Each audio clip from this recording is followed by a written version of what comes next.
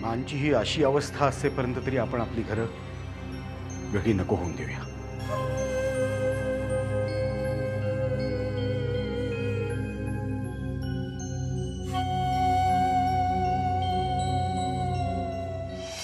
काय म्हणालीस तू ज्योती? हे बघा डॅडी, विनायक रणदिवे हे तुमचे शत्रू असले तरी सुद्धा ते एक प्रामाणिक सरकारी वकील आहेत.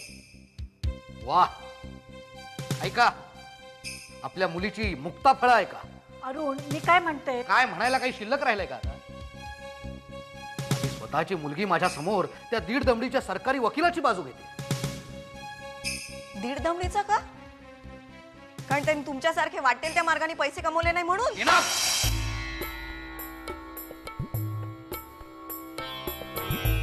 आज आमच्या छत्रछायेखाली सुरक्षित आहेस ना तू, म्हणून हे सगळं बोलणं सुचतंय तुला ज्योती. या मुंबई शहरात प्रत्येक क्षणाशी झगडून इतकं सगळं वैभव उभं केलंय मी. आणि आता तू विनायकराव, तो जर अशा प्रकारे माझ्या मार्गात अडथळा म्हणून येणार असेल तर मी तेच डॅडी, ह्या सगळ्या गोष्टी जर तुम्ही प्रामाणिकपणे मिळवल्या असत्या ना, तर त्या गोष्टी आपल्याकडून कोणी हिरावून घेईल अशी भीतीच वाटली नसती.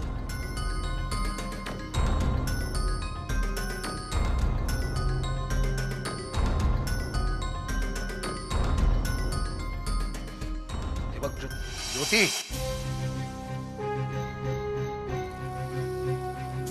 बघितलंस ना, आता माझीच मुलगी मला माझ्याच घरात प्रामाणिकपणाचे धडे देणार. अरुण, अरुण, अरे शांत हो. ज्योतीचं म्हणणं काय मनाला लावून घेतोस? आपली मुलगी आहे ती. ते ठीक आहे निकिता, पण या विनायक रणदिवेला त्याच्या सगळ्या प्रामाणिकपणा सकट नाही काढून टाकला ना, तर नावाचा अरुण गडकरी नाही.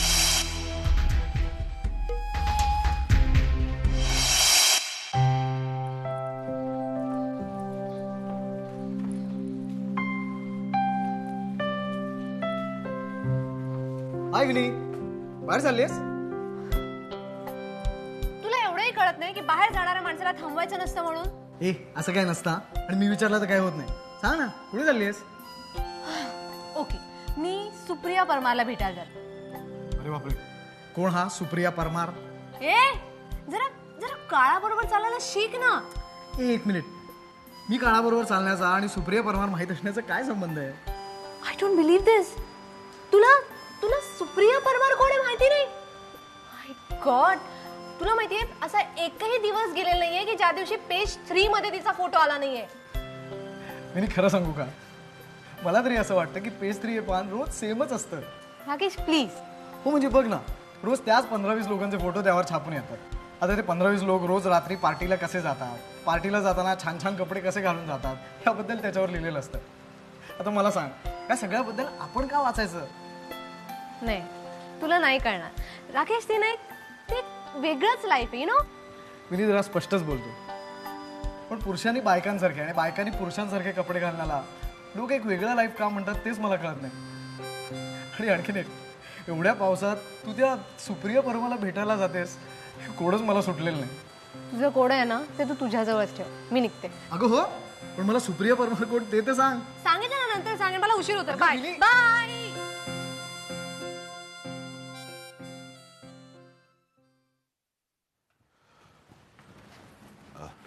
हे काय, कुठे आहे? बाहेर चालत? हो, जरा हॉस्पिटलमध्ये जाऊन येते. हॉस्पिटलमध्ये आत्ता? मांना भाज्यांचं सूप आवडतं ना, ते केलंय, घेऊन चालली. ते ठीक आहे, पण त्यासाठी तुम्ही कशाला जायला हवं? जेव्हा किंवा विठ्ठल जाईल ना. सूप हे एक निमित्त. मा खरं म्हणजे माझी वाट बघत असतात. येऊ मी? थोडं थांबा. अहो पण उशीर होतोय. आम्हाला जरा महत्वाचं बोलायचं तुमच्याशी. आत्ता काय आहे?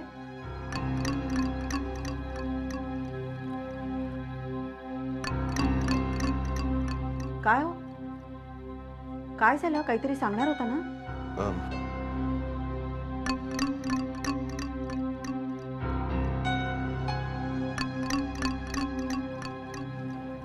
दिवाकरचं आणि आमचं हॉस्पिटलमध्ये बोलणं झालं.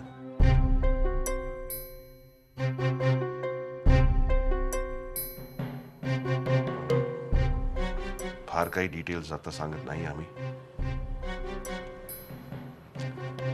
पण अतिशय अतिशय महत्वाचं बोलणं झालं.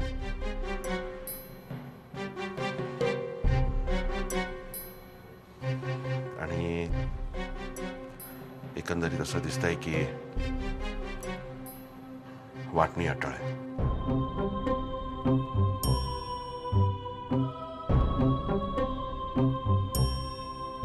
तुमचे व्यवहार वेगळे झाले तरी तुमचं घर वेगळं होणार नाही.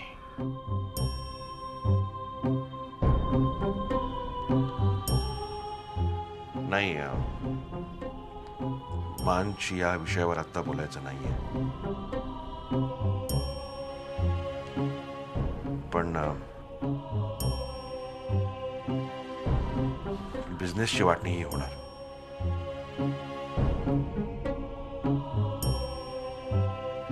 आणि आणि आपलं हे घर? नाही, नाही, घराची वाटणी नाही होणार आहे. आपण एकत्रच राहायचं.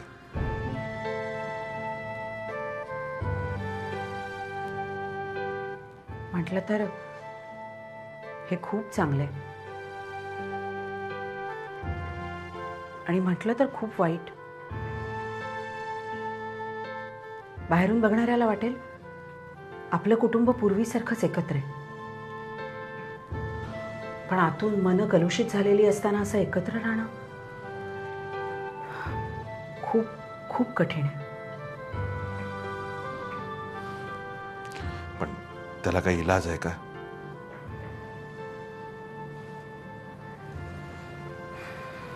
येते मी.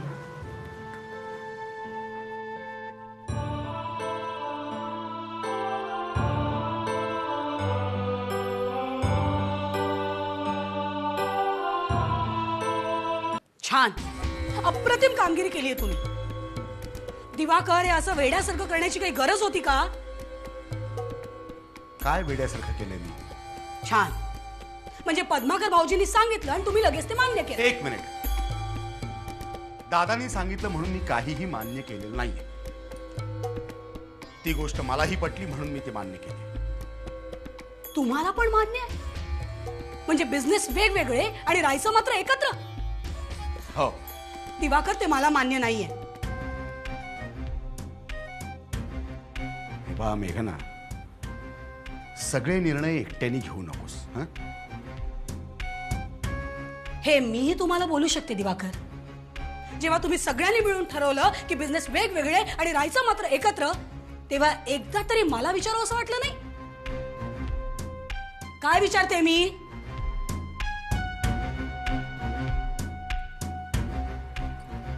मेघना, बिझनेस एवढी आणखीन एक गोष्ट महत्वाची आहे, आणि ती म्हणजे मानची प्रकृती.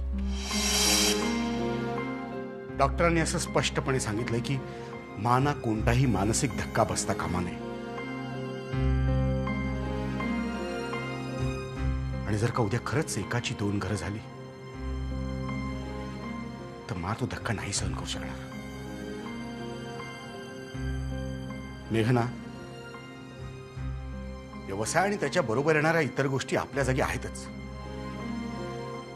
पण एक मुलगा म्हणून माझं काही कर्तव्य आहे,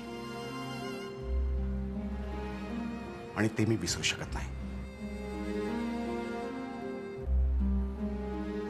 आणि तूही विसरू नकोस.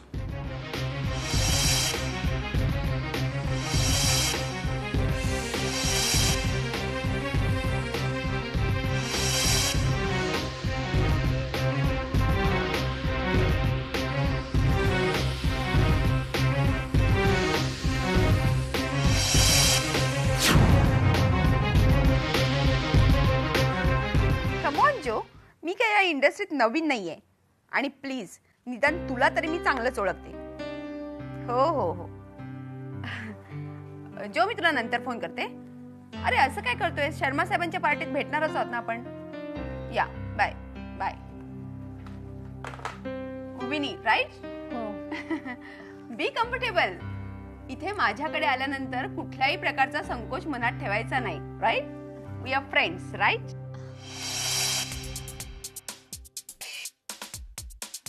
Yes madam. प्लीज मॅडम वगैरे नको म्हणूस. अगदी फॉर्मल वाटतं. अगं मी काय फार मोठी नाहीये, तुझ्यापेक्षा 2-4 वर्ष इकडे तिकडे. इंडस्ट्रीत राहायचं म्हटलं की हे सगळं करायलाच हवं. तूही या इंडस्ट्रीत आहेस म्हटल्यानंतर तुला वेगळं सांगायला नको काय? नाही, पण मी कुठे अजून या इंडस्ट्रीतली आहे म्हणजे. अगं असं काय करतेस? हे बघ विनी, तुझ्या मनात खूप इच्छा आहेत, मेहनत करण्याची तुझी तयारी आहे, आणि सगळ्यात महत्वाची गोष्ट म्हणजे आता तुझी ओळख सुप्रिया परमारशी झाली आहे. आता तूच सांग, या तीनही गोष्टी असल्यानंतर तुझ्यासाठी या इंडस्ट्रीचे दरवाजे खुले राहणार नाहीत का? Excuse me. या नाही, त्या मॉडेलला तिची सायनिंग अमाऊंट मिळाली आहे. हो हो. अहो कॉन्ट्रॅक्ट केल्याशिवाय आम्ही अशा गोष्टी करतच नाहीत. म्हणूनच तर भरोसा असतो आमच्यावर.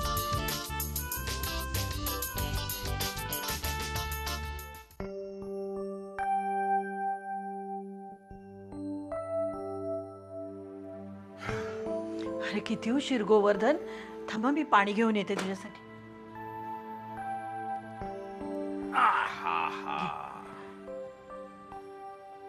जेवायला सुद्धा आला नाहीस रे आज? नाही जमलं ग. किती काळजी वाटायला लागली मला. दिवसभर मी सारखी आतबाहेर करते. मी काय कुकुल बाळ घ्या सारखी काळजी करत बसते माझी. काहीतरी कामात अडकायला होतं माणसाला. अरे हो, पण घरच्या लोकांना कसं कळणार? मनात 1000 शंका येतात ना. मन चिंती ते वैरी न चिंती असं म्हणतात ना. सॉरी. पण कुठे एवढा अडकला होतास कामात? काय नाही, 4 लोकांना भेटायला गेलो होतो. कोणी मीटिंगला गेलो होतं, कोणी लंचला गेलो होतं. आणि तू मात्र लंच न घेता तसाच बसून राहिलास? चालायचंच. नोकरी मागायला गेलो होतो ना मी. गोवर्धन, तुझ्यापासून काय लपवत आहे आता मी? अगं बँकेत किती पैसे शिल्लक आहे ते माझ्यापेक्षा जास्ती तुला माहिती. त्यात आमच्या कन्येने जाहीर केलंय की मी नोकरी करणार म्हणून. आता ती नोकरी करणार म्हणजे मलाच नोकरी शोधायलाच हवी ना. सगळं कबूल आहे मला, पण गोवर्धन अति दगदग करू नकोस रे. परिस्थिती काय अगदी गळ्यापर्यंत नाही आली आहे. तशी मी येऊ पण देणार नाही. कालच ठरवलं आणि आज 4 जणांना जाऊन भेटून आलो मी. काय माणसं असतात पण एक एक. तुला सांगतो, ज्या वेळेला माझ्या हातात सत्ता होती तेव्हा हीच माणसं हात जोडून कुठल्या ना कुठल्या निमित्ताने माझ्या समोरून सारखं पुढे मागे हिंडत होती. काही लोकांनी लाळ घोटायला कमी केलं नाही. आणि आज माझी गरज निर्माण झाली आहे तर यांचे चेहरे पालटलेत. कोणी म्हणाल बघू, कोणी म्हणाल परत भेटायला या. काही लोकांनी तर असे भयंकर चेहरे केले की. आपली पडती बाजू असते ना तेव्हाच लोकांचे खरे चेहरे कळतात. काळजी करू नको तू. परत या लोकांचे चेहरे पालटतील, बघशील तू. हेच लोक हात जोडून पुन्हा माझ्यासमोर नाही उभे राहिले तर माझं नाव गोवर्धन नाही, बघशील तू.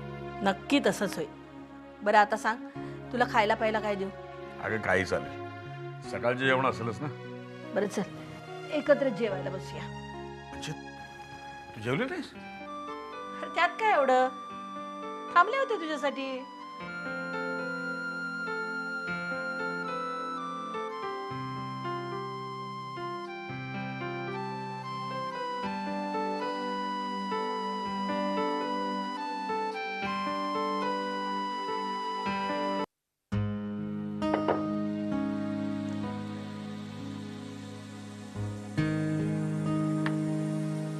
चहा.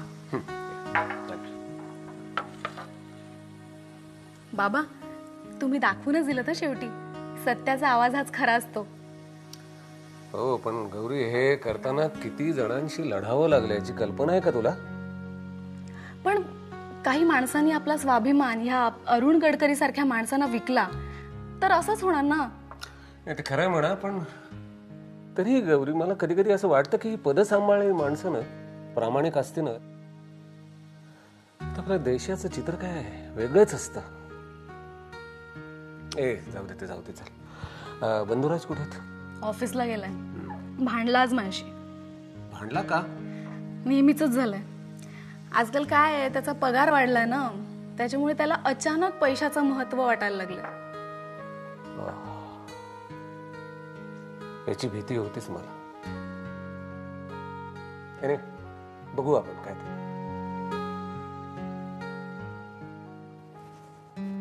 मा कसं वाटलं सूप? छान, फारच छान झालंय. मला वाटलंच होतं, म्हणून मुद्दाम तुम्ही शिकवलं होतं ना तसंच करून आणलं होतं. मिक्स भाज्यांचं आणि छान चव येण्यासाठी काळी मिरी पण घातली होती. आम्ही शिकवलं होतं? काही लक्षातच नाही.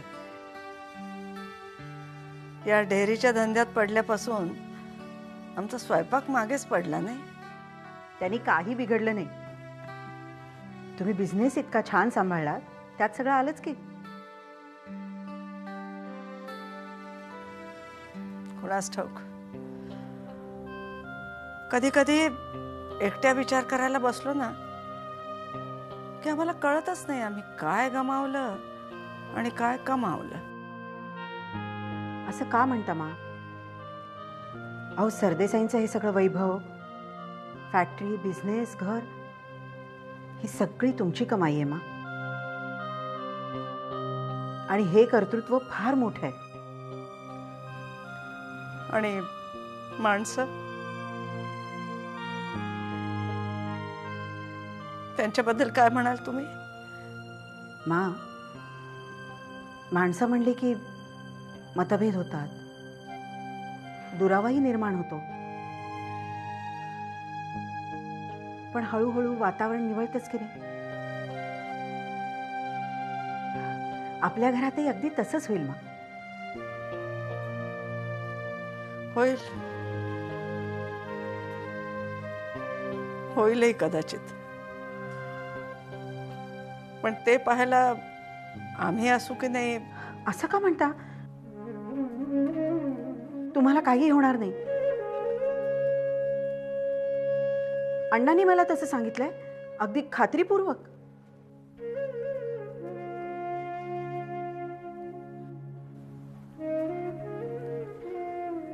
काय होईल ते होईल. पण शालिनी, या घरात आमची सगळी भिस्त तुमच्यावर आहे. आमच्या सगळ्या जबाबदाऱ्या तुम्ही पार पाडाल याची खात्री आहे आम्हाला.